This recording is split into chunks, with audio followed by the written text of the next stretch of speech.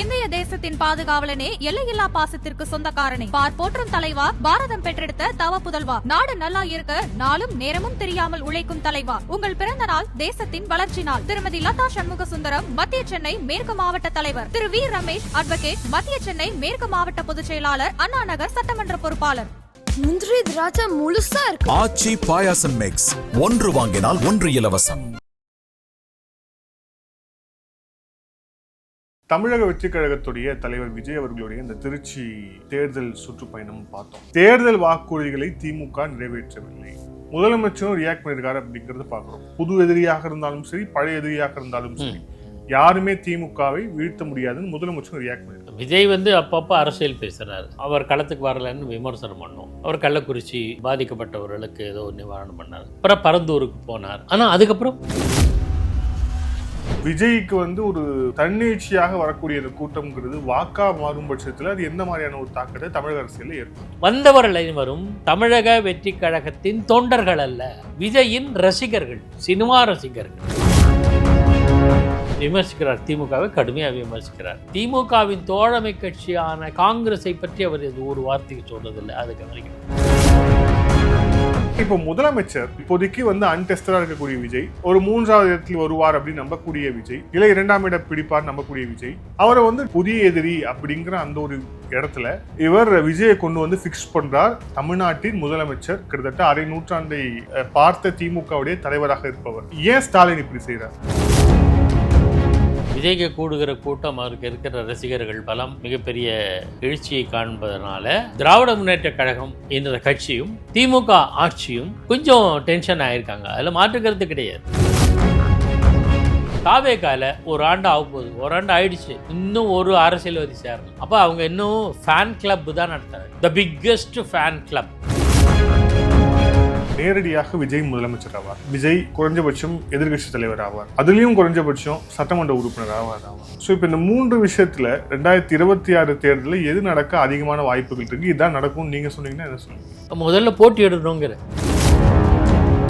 விஜய் அவர்களுடைய அரசியல் அதிகமான பாதிப்புகளை மு.க. ஸ்டாலினுக்கு ஏற்படுத்துமா, இல்ல எடப்பாடி பழனிசாமி அவருக்கு ஏற்படுத்துமா? பெரும்பாலும் ஆட்சியாளுக்கு எதிரான வாக்குகளை அவர் பறித்துக் கொள்வார். டு சம் எக்ஸ்டென்ட் அதிமுக வாக்குகளையும் பறித்துக் கொள்வார். ஆனால் ஆதரணியர்களுக்கு அன்பு வணக்கம். இன்றைய சிறப்பு நேர்காணலில் நம்மோடு இணைந்திருக்கிறார் மூத்த பத்திரிகையாளர் பாக்கி அவர்கள். வணக்கம் சார். வணக்கம் வினோத். தமிழக வெற்றிக் கழகத்துடைய தலைவர் விஜய் அவர்களுடைய இந்த திருச்சி தேர்தல் சுற்றுப்பயணம் பார்த்தோம். அதுல மிக குறிப்பாக அரியலூர்ல அவர் பேசும்போது என்ன சொல்லியிருக்கிறார் அப்படின்னா, மிக முக்கியமாக அவர் பாயிண்ட் அவுட் பண்ண விஷயம், தேர்தல் வாக்குறுதிகளை திமுக நிறைவேற்றவில்லை.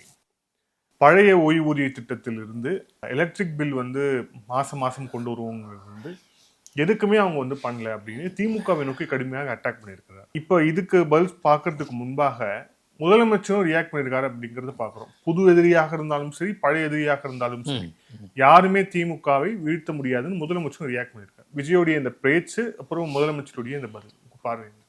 விஜய் அப்பப்போ அரசியல் பேசுறாரு. இதேவே கூட நீங்க அவர் களத்துக்கு வரலன்னு விமர்சனம் பண்ணோம். அவர் கள்ளக்குறிச்சி பாதிக்கப்பட்டவர்களுக்கு ஏதோ நிவாரணம் பண்ணார். அப்புறம் பரந்தூருக்கு போனார். ஆனால் அதுக்கப்புறம் தொடர் ஃபாலோ அப் என்ன? 0. மேடை போடுவார், மாநாடு நடத்துவார், கூட்டம் கூடுவார், கூட்டத்தை பார்த்து சந்தோஷப்படுவார். 5 மணி நேரம் 6 மணி நேரம் விமான நிலையத்திலேருந்து வாகனங்கள் கடப்பதற்கு 5 மணி நேரம் ஆச்சு. எல்லாம் பார்க்குறோம். நிச்சயமாக நல்ல க்ரௌடு தான், அதெல்லாம் மாற்றுக்கிறது கிடையாது. ஆனால் இது ஒரு ஸ்டேட்மெண்ட் பேசுவார். இப்போ வாக்குறுதிகள் நிறைவேற்றவில்லை, இது புதிய குற்றச்சாட்டா? எல்லா கட்சி தலைவர்களும் சொல்லி முடிச்சாச்சு. மேடைக்கு மேடை, ஊருக்கு ஊர் எடப்பாடி பழனிசாமி பேசுகிறாரு. அவர் பாயிண்ட் பிளாங்காக ஒவ்வொன்றா எடுத்து அக்கு வேறு ஆக்கு வாணி வேற பேசுகிறார். அதனால் விஜய் புதுசாக போராட்டம் இல்லை, தனக்கு மக்கள் செல்வாக்கு அப்பப்போ இருக்கான்னு டெஸ்ட் பண்ணுறதுக்காக தான் அவர் போகிறாரு. அதுவும் தவிர வீக்கெண்ட் மீட்டிங்கு இந்த மாதிரி ஆயிடுச்சு. அவர் திரைப்பட இன்னும் முழு நடிகராக தான் இருக்கார், பார்ட் டைம் அரசியல்வாதியாக இருக்கார். இன்னும் வரணும், வந்தால் நல்லது, வரவேற்போம். நாம் அது வரை இல்லை. ஆனால் அவருக்கு வரக்கூடிய அந்த கூட்டம் அப்படிங்கிறது பார்த்தீங்களா, ஏன்னா நாம் திருச்சியிலேருந்து அந்த மரக்கடைக்கு கிட்டத்தட்ட ஒரு அரை மணி நேரத்தில் போக வேண்டியது. கிட்டத்தட்ட 5 மணி 6-7 நேரம் மேல கிலோமீட்டர்னு நினைக்கிறேன். ஆமா 5 மணி நேரத்துக்கு மேல ஆயிருக்கு அப்படின்னா, ஸோ அந்த அளவு கட்டுக்கடங்காத கூட்டம் பார்க்குறோம். எல்லாமே இளைஞர்கள் கூட்டமா பார்க்குறோம். அரியலூர்லயும் அதே மாதிரி நள்ளிரவு கூட்டம். ஸோ ஒரு பெரும் மக்கள் திரள் அப்படிங்கிறது இன்று இருக்கக்கூடிய இந்த திராவிட கட்சிகள், வேறு எந்த கட்சியாக இருந்தாலும் சரி, அவங்க எல்லாமே வந்து காசு கொடுத்து கூட்ட வேண்டிய ஒரு கட்டாயத்தில் இருக்கும்போது, விஜய்க்கு வந்து ஒரு ஒரு தன்னிச்சையாக வரக்கூடிய இந்த கூட்டம்ங்கிறது வாக்கா மாறும் பட்சத்தில் அது எந்த மாதிரியான ஒரு தாக்கத்தை தமிழக அரசியலில் ஏற்படுத்தும்? நீங்கள் சொன்ன மாதிரி ஒரு போர்ஷன் கரெக்டு. தானா சேர்ந்த கூட்டம் கரெக்ட். இதுவரையில் அவர் விக்கிரவாண்டியில் ஒரு மாநாடு நடத்தினார். அப்போ மதுரையில் ஒரு இது, இத்தனை மாநாடுகளை கூடியது கூட ஆர்கனைஸ் பண்ணி வந்தது. ஆர்கனைஸ்னால் ஏற்பாடு பண்ணி, நான் வந்து கொச்சையாக சொல்லலை. எனிவே வந்தாங்க, நல்ல க்ரௌட். அதை விட இந்த முறை தன்னெழுச்சியாக வந்திருக்கிறது என்பதை நான் மறுக்கவில்லை. நல்ல கூட்டம், செம்ம கூட்டம். பார்த்தபோது ஒரு இடத்த அந்த திருச்சி ஏர்போர்ட்லேருந்து மரக்கடைக்கு கிட்டத்தட்ட 7-8 கிலோமீட்டருக்குள்ளே தான் இருக்கும். அதுக்கே 5 மணி நேரம் ஆகுது. அது ஒரு பெரிய சொஃபிஸ்டிகேட்டட் கேரவான். அந்த இதெல்லாம் நான் ஒன்றுமே சொல்லலை. இஷ்யூ என்னன்னா, வந்தவர்கள் அனைவரும் தமிழக வெற்றி கழகத்தின் தொண்டர்கள் அல்ல, விஜயின் ரசிகர்கள், சினிமா ரசிகர்கள். இன்னமும் அவர்கள் ரசிகர்களை அரசியல் மயமாக்கவில்லை, அரசியல் மயப்படுத்தவில்லை. Vijay has not turn the fans into party cadres. MGR அது பண்ணார். எம்ஜிஆர் இருக்கும்போதும் பண்ணார். எம்ஜிஆர் திரைப்படத்திலும் அரசியலிலும் இருந்த காலத்திலே பண்ணார். விஜயகாந்த் கூட ஒரு கட்டத்திலிருந்து மாற்றினார். என்ன காரணம்? அதை பற்றி என்னோட பார்வையை ஒரு சுருக்கமாக சொல்லிடுறேன். அவர் இன்னமும் தன்னை சுற்றிய அரசியல்வாதிகள் யாருமே இல்லாமல் நடிகராகவே மக்கள் முன் தோன்றுகிறார். ஆனால் எடுத்துக்கிற இஷ்யூ பார்த்திங்கன்னா விமர்சிக்கிறார். திமுகவை கடுமையாக விமர்சிக்கிறார். திமுகவின் தோழமை கட்சியான காங்கிரஸை பற்றி அவர் இது ஒரு வார்த்தைக்கு சொன்னதில்லை. அதை கவனிக்கணும். பாஜகவை விமர்சிக்கிறார். இங்கே தமிழ்நாட்டை பொறுத்தவரையில் சார், பிஜேபி இன்னும் ஏற்றுக்கொள்ளப்படவில்லை. திமுக மக்கள் அதன் மீது அதிருப்தி மெல்ல மெல்ல வளர்ந்து வருகிறது. முழுக்க வளர்ந்துச்சுன்னு சொல்லலை, இன்னமும் சொல்ல மாட்டேன். ஆன்டி இன்கம்பன்சி 100% வந்துடுச்சுன்னு சொல்ல மாட்டேன். ஆனால் எதிர்ப்பு மெல்ல மெல்ல அதிகரித்து வருகிறது.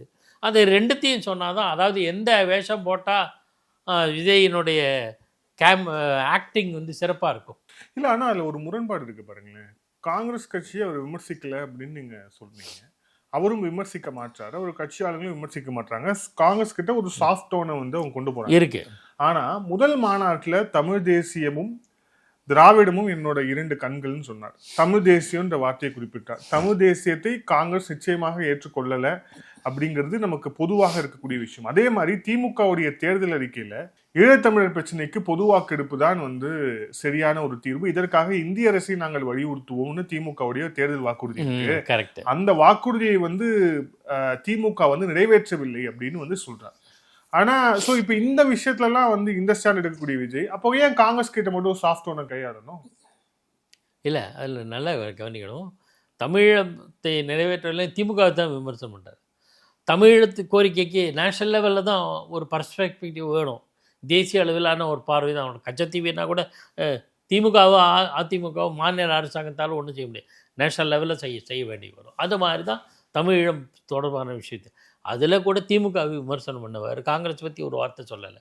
கடந்த 10 ஆண்டுகளாக ஆட்சி இருந்த காங்கிரஸ் எதையுமே செய்யவேன்னு சொல்ல. கச்சத்தீவை பற்றி பேசுகிறாரா? காங்கிரஸ் தான் அதை கொடுத்தது, அவங்க எதுவுமே செய்யலை. எல்லா விஷயங்களையும் காங்கிரஸும் செய்தது, பாஜகவும் விமர்சனத்துக்கு உள்ளாது. அதெல்லாம் ஒரு பக்கம். ரெண்டாவது, நீங்கள் தமிழ் தேசியம்னு சொன்னீங்களே சார், தமிழ் தேசியம்னு சொன்னால் காங்கிரஸுக்கு எதிரானதுன்னு நினைக்காதீங்க.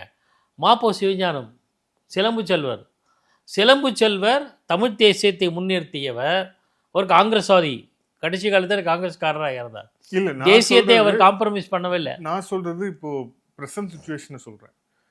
ராகுல் காந்தி, சோனியா காந்தி, ப. சிதம்பரம், இவர்களை போன்றவர்களுக்கு நான் வந்து தமிழ் தேசியத்தை கொண்டு வந்து அடக்கிறேன். ஏன்னா ஹோம் மினிஸ்டர் லெவல்ல இருந்தவர் சிதம்பரம். ஆனா இலங்கை தமிழ் பிரச்சனை இல்லை, அவர் வந்து சரியான ஒரு தமிழராக செயல்படவில்லைங்கிறது இன்னைக்கு வரையும் குற்றச்சாட்டா இருக்கு. சோனியா காந்தியோட அணுகுமுறை என்னங்கிறதும் இன்னைக்கு வரையும் குற்றச்சாட்டா இருக்கு.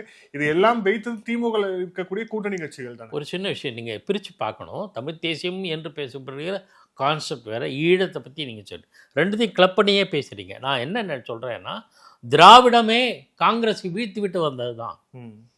அறிஞர் அண்ணா தலைமையில். ஆனால் திராவிட சித்தாந்தங்களை காங்கிரஸ்காரங்க இப்போ பிரதிபலிக்கிறாங்க. பெரியாரை அவர்கள் உயர்த்துகிறார்கள், அண்ணாவை போற்றுகிறார்கள், கலைஞர் கருணாநிதியை நினைத்து நினைத்து பாராட்டுகிறார்கள். அப்போ திராவிட இயக்க தலைவர்களெல்லாம் பெரிதும் மதிக்கிறார்கள். திராவிட இயக்க கோட்பாடுகளை அவர் பேசுகிறாங்க. இல்ல அது மாநில உரிமைகளை பற்றி ராகுல் காந்தி பாராளுமன்றத்தில் பேசுறாரு. அது திமுகவோட கூட்டணிக்காகவா இல்ல அதுதான் காங்கிரஸோடைய நிலைப்பாடாங்கிற ஒரு கேள்வி இருக்கு. அதே மாதிரி தமிழ் தேசியத்தையும் அவங்க டைஜஸ்ட் பண்ணிப்பாங்க காலப்போக்கில். தமிழ் தேசியம் பேசுகிற தாவேகாவுக்கு நிறைய கூட்டம் நிறைய வாக்குகள் வந்தால் காங்கிரஸ் அவரோடு சேர்ந்து ஏற்றுக்கொள்வார்கள். வாக்கு தான், இதுவரை மாற்று சக்தியாக வந்த மூன்றாவது அணியாக வந்த எந்த ஒரு கட்சியும் எந்த ஒரு கூட்டணியும் ஜெயலலிதாவோ கருணாநிதியோ எங்கேயுமே பெரியதளவுக்கு பொருட்படுத்தல. மிக குறிப்பாக சொல்லணும் அப்படின்னா 2016 மக்கள் நல கூட்டணி வந்தப்போ மக்கள் நல கூட்டணி அப்படிங்கிற வார்த்தையை கூட ஜெயலலிதா அவருடைய தேர்தல் பிரச்சாரத்தில் எங்கேயுமே பயன்படுத்தல.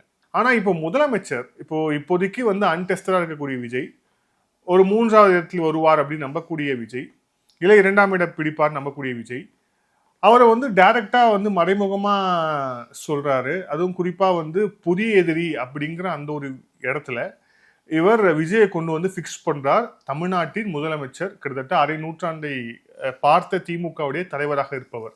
ஸோ இது என்ன, ஏன் ஸ்டாலின் இப்படி செய்யறார்? ஒரு விஷயத்தை சொல்லி ஆகணும். விஜய்க்கு கூடுகிற கூட்டம், அவருக்கு இருக்கிற ரசிகர்கள் பலம், மிகப்பெரிய எழுச்சியை காண்பதனால திராவிட முன்னேற்ற கழகம் என்ற கட்சியும் திமுக ஆட்சியும் கொஞ்சம் டென்ஷன் ஆகியிருக்காங்க. அதில் மாற்றுக்கிறது கிடையாது. அவங்களுக்கு சேலஞ்ச் இப்போ பிஜேபி இல்லை, அண்ணாமலை இல்லாததுனால.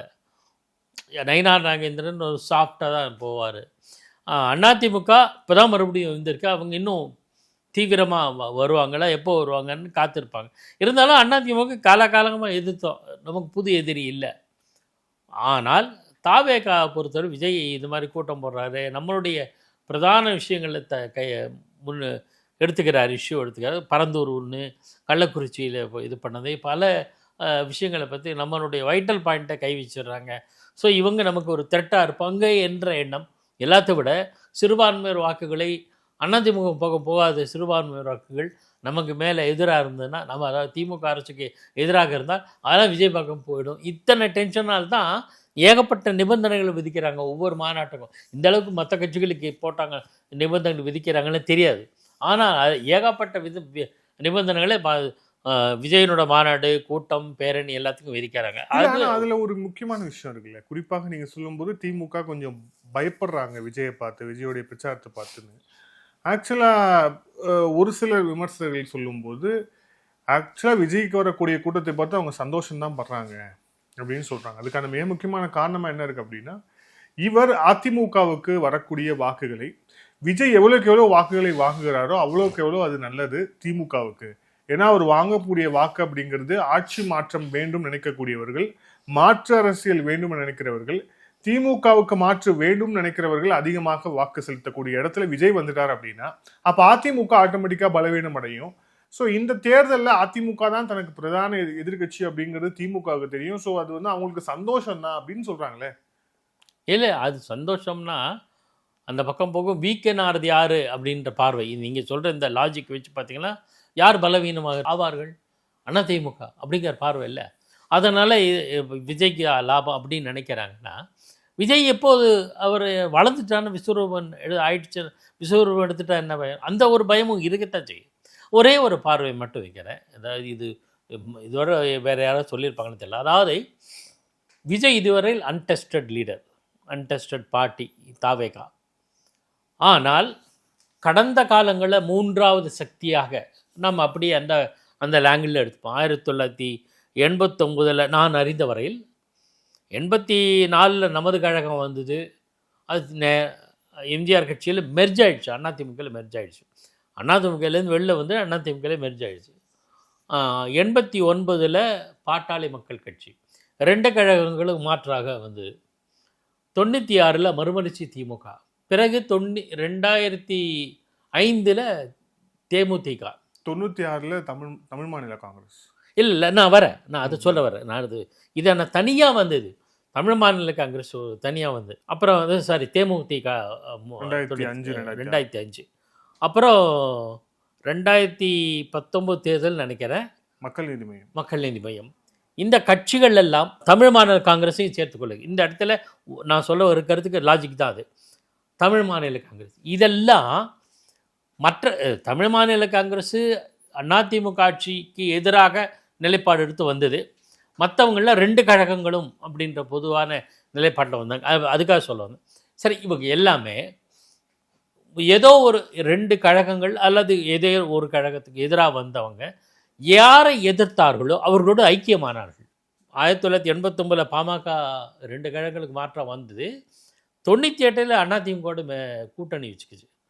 93 அல்லது 4 வந்த மறுமலர்ச்சி திமுக அதுவும் 98 அதிமுக கூட்டணி வச்சுக்கிச்சு. 96 படுதோல்வி அடைஞ்சதுனால 96 பாமக படுதோல்வி அடைஞ்சது. அதுக்கு பிறகு தேமுதிக படுதோல்வி என்று சொல்ல முடியாது, ஆனால் ஒரு பெரிய தாக்கத்தை ஏற்படுத்தியது. இருந்தாலும் சேஃப்டிக்காக நிறைய எம்எல்ஏக்கள் வேணும்னுக்காக அதிமுக கூட்டு சேர்ந்து மக்கள் நீதி மையம் திமுகவோட சேர்ந்துடுச்சு.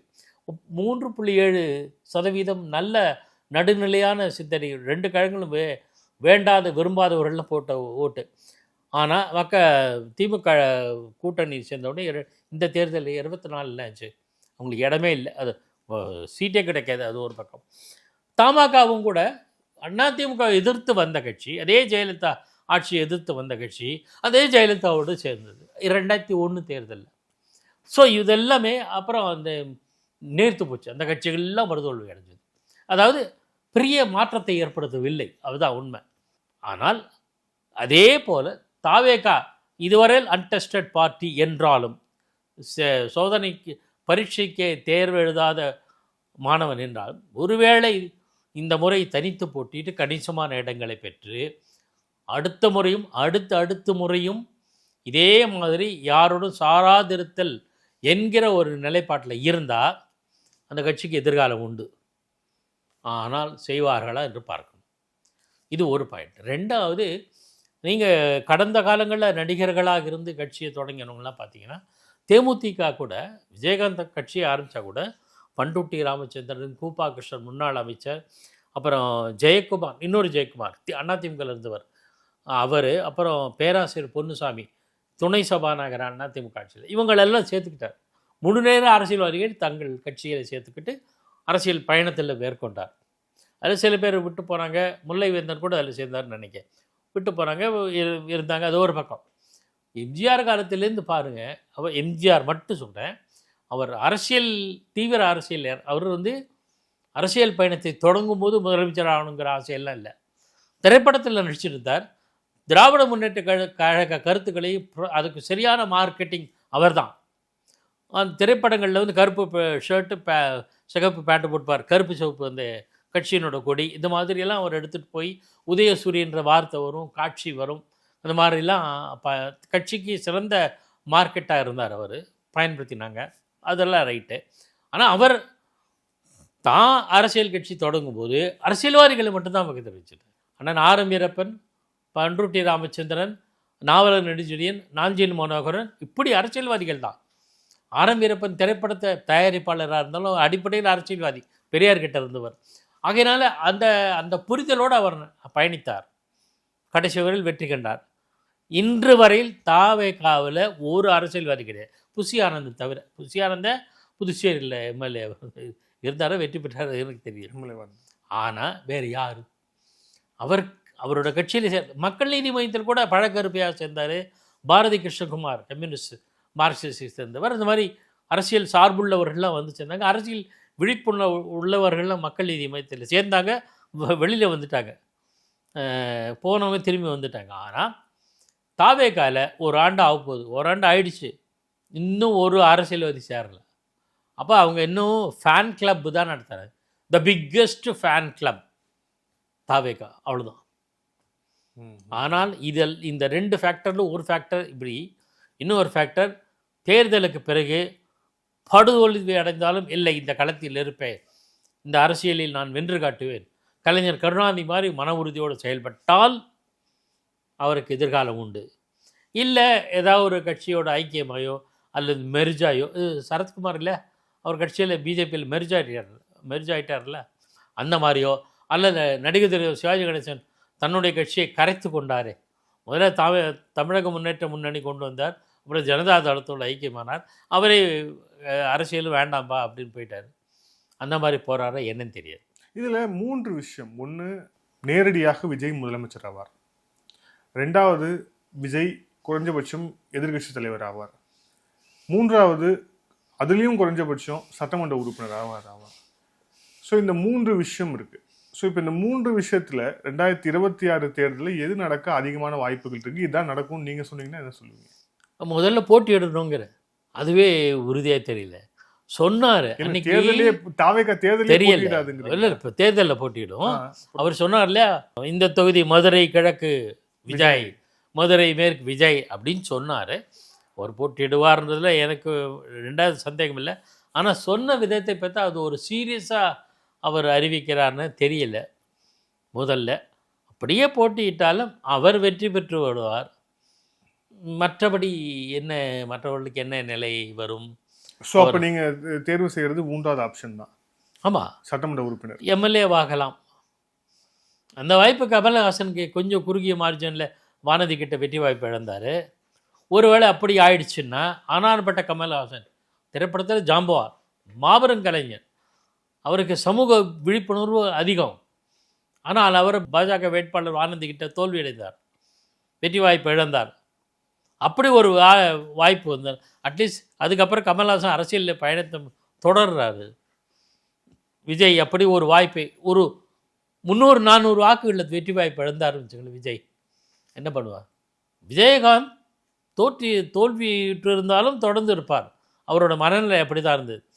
அந்த தேர்தலில் 2006 தேர்தல் நினைக்கிறேன், அவரோடு போட்டியிட்ட எல்லாரும் மட்டும் தோல்வி அடைஞ்சிட்டாங்க. அவர் மட்டும் சிங்கிள் மெம்பராக போனார் அசம்பிளிக்கு. அப்போ திமுக ஆட்சி வந்த 2006 நினைக்கிறேன். ஆக தனியாக போனார். அடுத்த முறை அதிமுக கூட்டணி சேர்ந்து வாக்குகள், அதிமுகவோட வாக்குகள் சிதறாமல் காப்பாற்றியதற்காக அவர் எதிர்க்கட்சி தலைவராகவே வர முடிஞ்சது. விஜய் என்ன செய்ய போகிறார்? ஒருவேளை வெற்றி அடைந்தால் எம்எல்ஏவாக வருவாரே தவிர ஒரு 4-5 எம்எல்ஏக்கள் கூட வரலாமே தவிர, அந்த மாதிரி மதிமுகலேருந்து எல்லாருமே வந்திருக்காங்க, பாமகலாம் வந்திருக்கு, அது வேறு.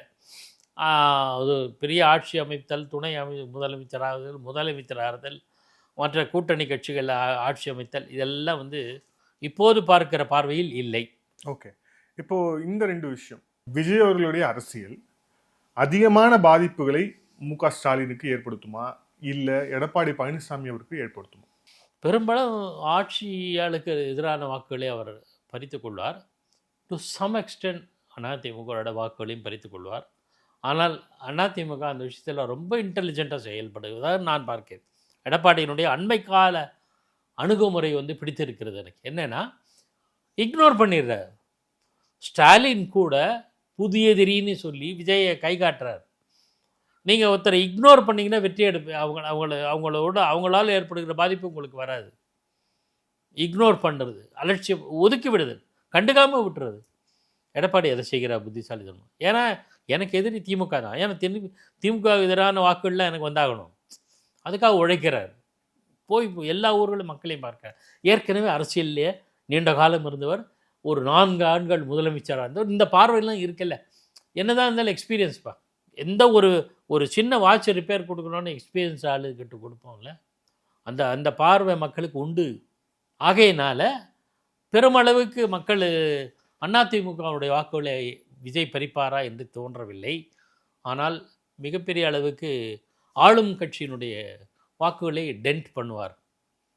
அதில் ஒரு பாதிப்பை ஏற்படுத்தக்கூடும் அப்படின்னு நான் பார்க்குறேன். இந்த நேர்காணல் இறுதியான கேள்வி, இப்போது இவர் தேர்தல் பிரச்சாரத்தை தொடங்கியிருக்கிறார், அதை நோக்கி பெரிய அளவில் கூட்டம் வருது. இது அதிமுக திமுக ரெண்டும் எப்படி பார்க்குறாங்க அப்படிங்கிறத தாண்டி அங்கே இருக்கக்கூடிய கூட்டணி கட்சிகள் இதை எப்படி ரிசீவ் பண்ணிப்பாங்க அப்படின்னு ஒன்று.